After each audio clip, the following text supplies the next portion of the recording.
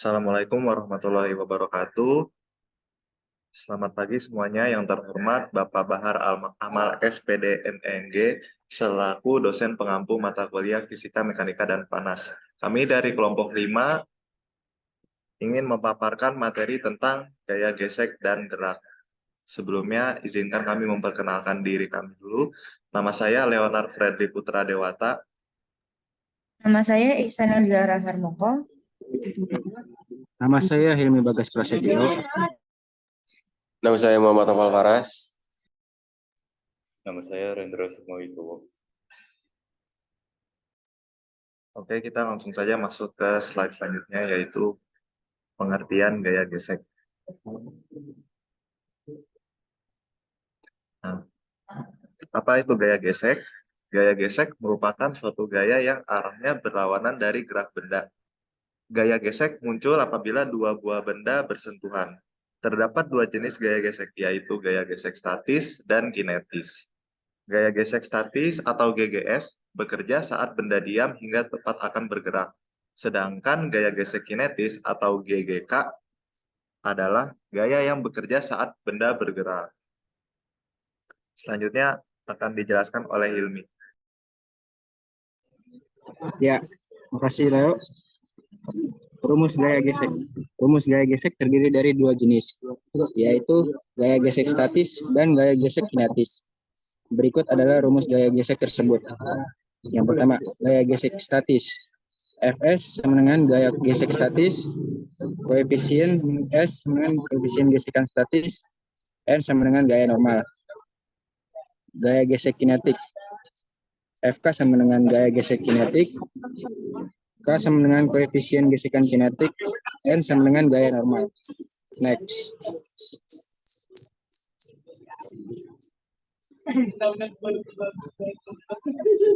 Ya, ini berikut contoh-contoh implementasi kehidupan sehari-hari pada gaya gesek.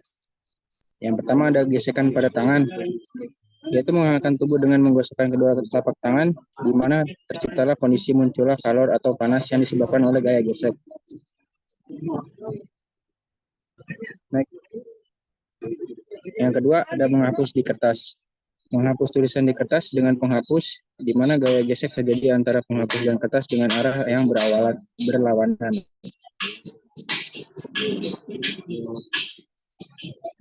Yang ketiga, mendorong suatu benda. Mendorong suatu benda merupakan gaya gesek. Gaya ini timbul karena adanya sentuhan pada permukaan benda yang bergerak berlawanan arah.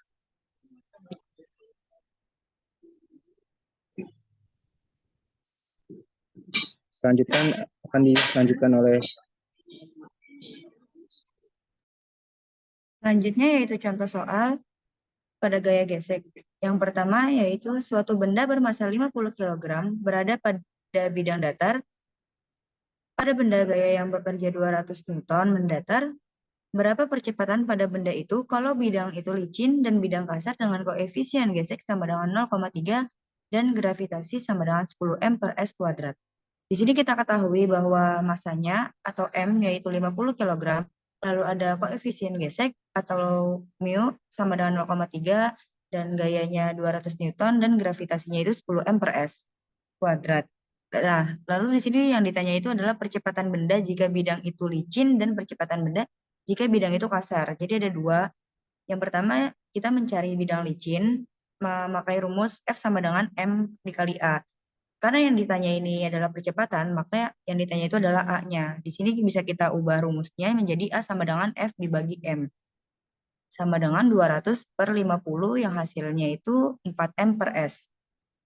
Jadi hasil dari percepatan bidang licin itu 4M per S. Lalu kita mencari percepatan pada bidang kasar yang koefisien geseknya itu 0,3. Di sini kita memakai rumus N sama dengan W sama dengan M dikali G. Di sini kita mencari rumus W-nya dulu, yaitu 50 dikali 10 sama dengan 500. Lalu di sini kita mencari gaya geseknya sama dengan mu. Maaf, di sini kita mencari gaya N-nya yaitu 0,3, yaitu bidang kasarnya, dan dikali sama hasil W tadi. Jadi hasilnya itu sama dengan 150 Newton.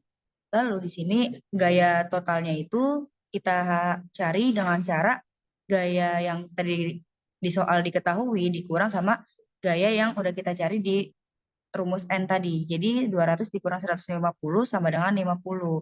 Lalu di sini karena yang dicarinya itu percepatan benda pada bidang kasar, percepatan yang rumusnya itu A sama dengan total F yang sudah dihasilin tadi dibagi M sama dengan 50 dibagi 50 hasilnya itu 1 M per S. Lalu pada soal yang kedua, pada sebuah bidang kasar diletakkan suatu meja dengan massa 5 kg jika diketahui gesek statis mu S sama dengan 0,6 dan koefisien gesek kinetik mu K sama dengan 0,4, maka berapa gaya gesek yang dialami balok jika balok tersebut ditarik dengan gaya sebesar 20 Newton.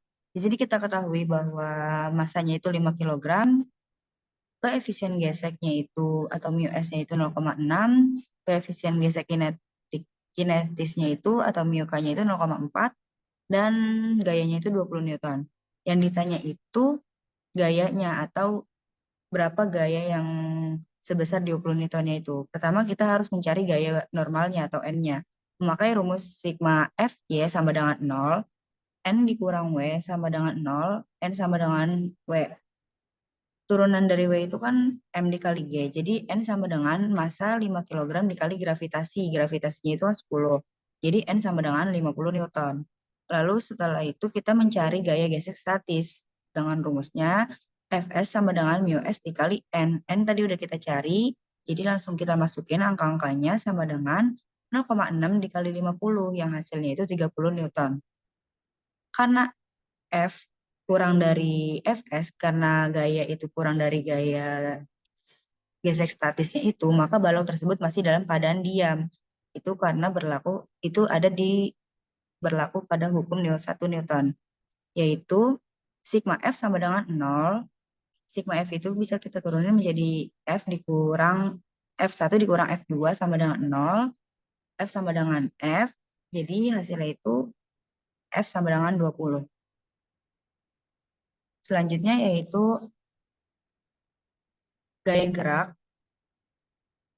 Gaya gerak merupakan kedudukan atau posisi suatu benda terhadap titik acuan tertentu. Suatu benda dikatakan dalam keadaan bergerak apabila posisi atau tempat kedudukannya selalu berubah setiap saat terhadap suatu titik acuan. Selanjutnya akan dijelaskan oleh Farid. Oke, di sini ada rumus gaya gerak. Rumus gaya gerak yaitu F sama dengan M kali A. Dengan keterangan F sama dengan gaya, M sama dengan massa benda, A sama dengan percepatan. Oke, next. Ada komponen-komponen gerak. Yang pertama ada jarak tempuh. Jarak tempuh atau distance adalah panjang lintasan yang ditempuh oleh suatu benda yang bergerak. D sama dengan D1 plus D2 plus titik-titik plus DN. Dengan keterangan D1 sama dengan jarak tempuh pada waktu awal. D2 sama dengan jarak tempuh pada waktu kedua. Dan N sama dengan waktu ke-1, kedua, ketiga, dan seterusnya. Yang kedua ada perpindahan. Perpindahan atau displacement dalam kurung delta X adalah perubahan posisi suatu benda. Dengan rumus delta X sama dengan XT kurang XO. Dengan keterangan delta X sama dengan perpindahan, XT sama dengan jarak tempuh pada waktu, dan XO sama dengan jarak tempuh pada waktu awal. Dan yang ketiga ada kelajuan. Kelajuan atau speed merupakan benda dengan rumus V sama dengan D per T. Dengan keterangan V sama dengan kelajuan atau speed, D sama dengan jarak tempuh, T sama dengan waktu tempuh. Oke, dilanjut oleh Rendra.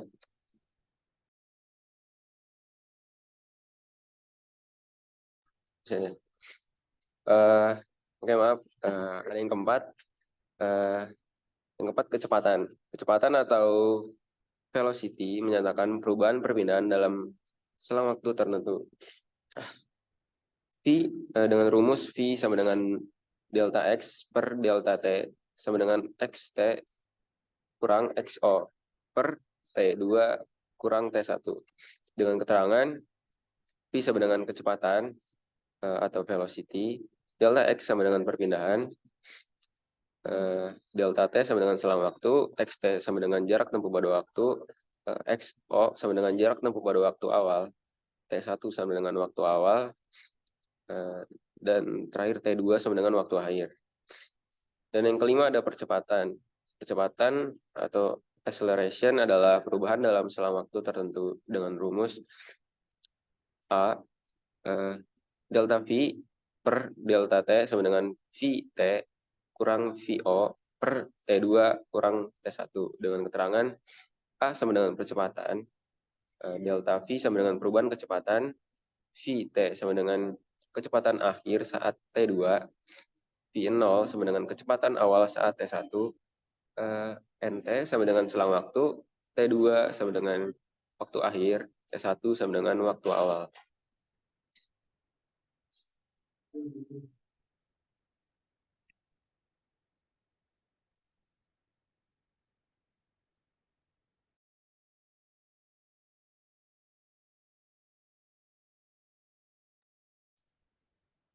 Oke, terima kasih sebelumnya untuk Paras yang telah memaparkan materi. Selanjutnya saya Rendro Sumaibowo akan memaparkan materi tentang implementasi kehidupan sehari-hari pada gaya gerak 3 dimensi. Yang satu ada bermain bola basket.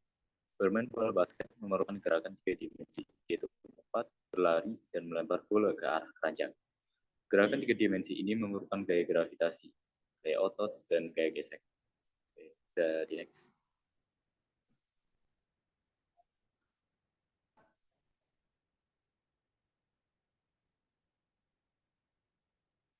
Yang kedua ada membuat patung.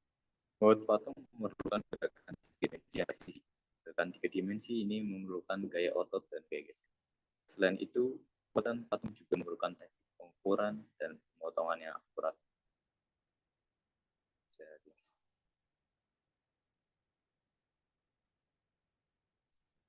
Dan yang ketiga ada bermain ski. Bermain ski memerlukan gerakan 3 dimensi yang sangat cepat dan presisi. Gerakan 3 dimensi ini memerlukan gaya gravitasi, gaya gesek, dan gaya angkat. Selain itu, bermain ski juga memerlukan teknik keseimbangan dan pengendalian yang baik. Di next.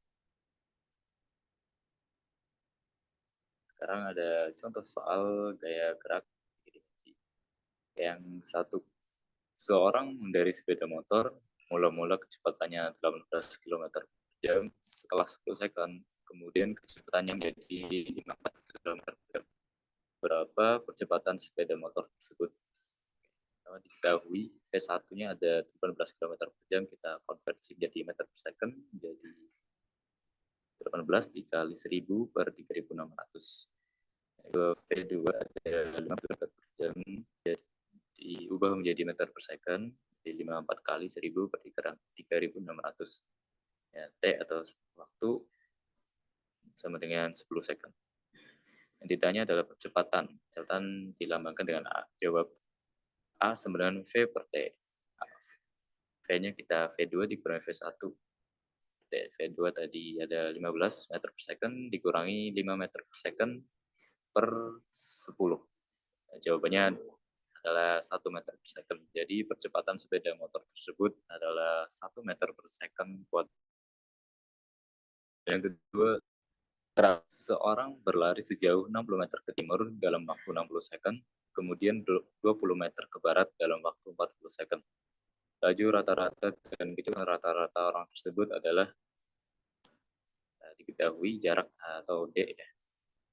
60 meter ditambah 20 meter ditambah menjadi 80 meter.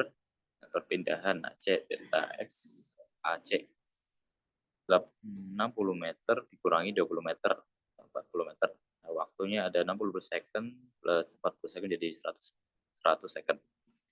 Yang ditanya ada dua, kelajuan dan kecepatan. Kelajuan dan kecepatan itu beda ya. Kelajuan itu jarak suatu tempat ya dalam persatuan waktu yang hanya memiliki nilai, sedangkan kecepatan adalah jarak suatu yang dalam satuan per waktu yang memiliki nilai dan arah. Jadi kelajuan itu skalar, kecepatan itu vektor. Oke, yang pertama adalah kelajuan rata-rata, V. Sama dengan D per T. V 80/100. Dan kelajuannya adalah 0,8 meter per second. Yang kedua ada kecepatan rata-rata. V sama dengan X per T. Nah, X-nya itu adalah perpindahan, jadi 40 meter per 100. Jadi V adalah 0,4 meter per second ke timur. Jadi sudah.